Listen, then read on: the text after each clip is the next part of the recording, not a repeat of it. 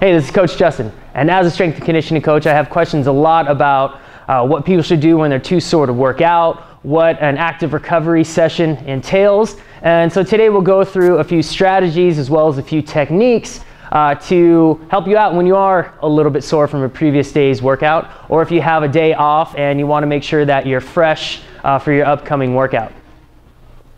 An active recovery session involves 3 parts typically. The first part I recommend is some sort of light cardiorespiratory activity.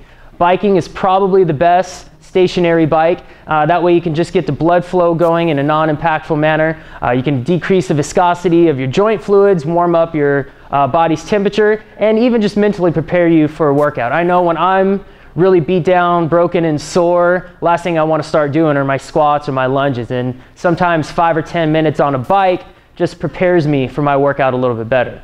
Second component of an active recovery workout is mobility. Now I use the term mobility as opposed to stretching because it is more than just what we learned in school of the sit and reach or just doing static stretching. So it's a combination of static and dynamic stretching.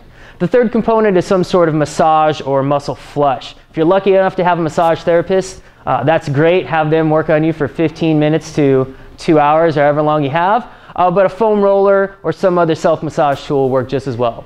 So this video will go over a few techniques of the active mobility sequence. That has 3 components as well. The first one I recommend is to start from the ground up. So we'll start with some of the calves and the hamstrings, work our way to the hip flexors, and then finish with some of the upper extremity mobility exercises. The second component is to lengthen your joints, or open up the joints rather, in all 3 planes of motion. So something front to back, something rotationally, something side to side. The third part is to try to lengthen those muscles that may be damaged or have some adhesions on them. So the first one we'll call hamstring drives.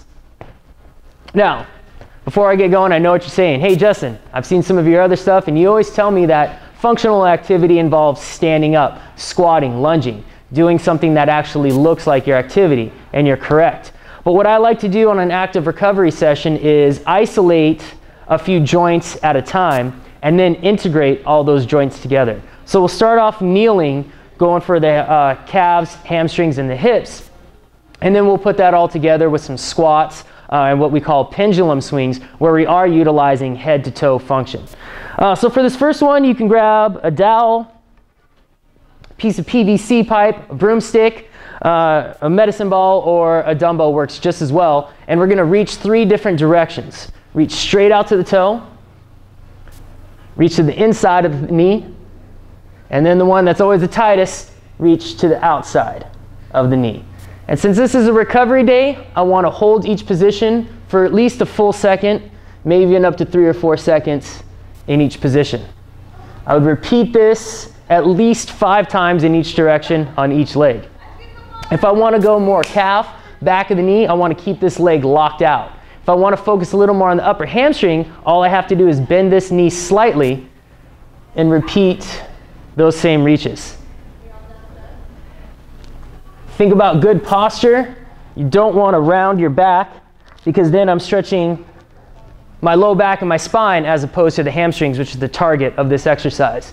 So think about keeping those shoulder blades squeezed together. Once again, with the knee locked out, with the knee bent, at least 5 reps each direction on each leg.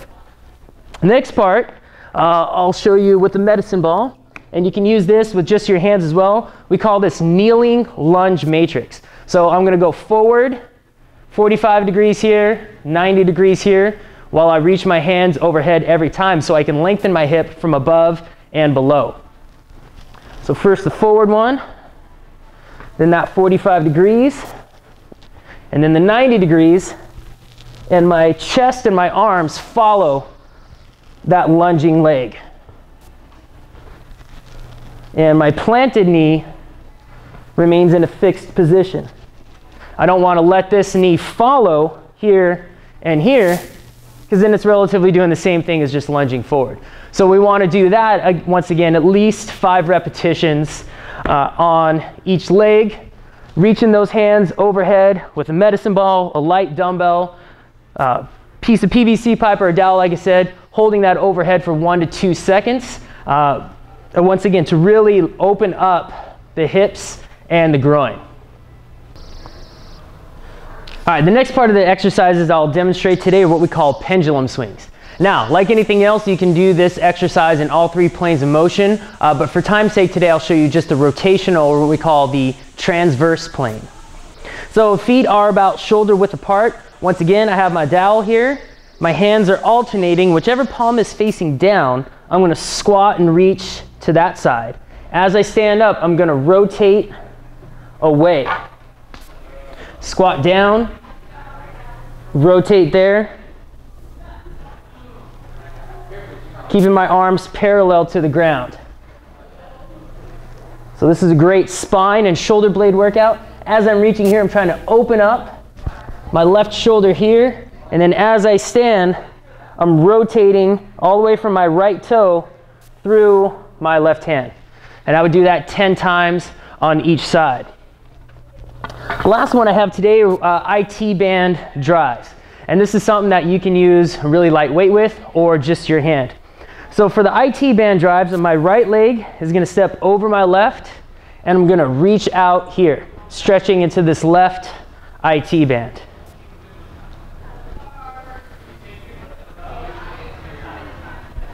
If I want to tweak things up just a little bit, I can bend this knee a little and do essentially a step over lunge with a side bend. And that's one of my personal favorite activities. If you want to tweak it up a little bit more and you want to go more in the upper back, so maybe you did a lot of upper body workout, or you're a swimmer and you want that upper back mobility, we do those same things, but reach the hands overhead and side bend here. So now I'm going IT band and spine, essentially stretching from my pinky toe through my pinkies. So just to summarize, an active recovery session should include a little bit of cardio activity to get the blood flow going, warm your body up. The second component, which should be 10 to 15 minutes of dynamic and active mobility exercises, followed by some foam rolling or self-massage. So next time you're sore, 15 to 20 minute total workout can really work wonders and get you ready for your next workout.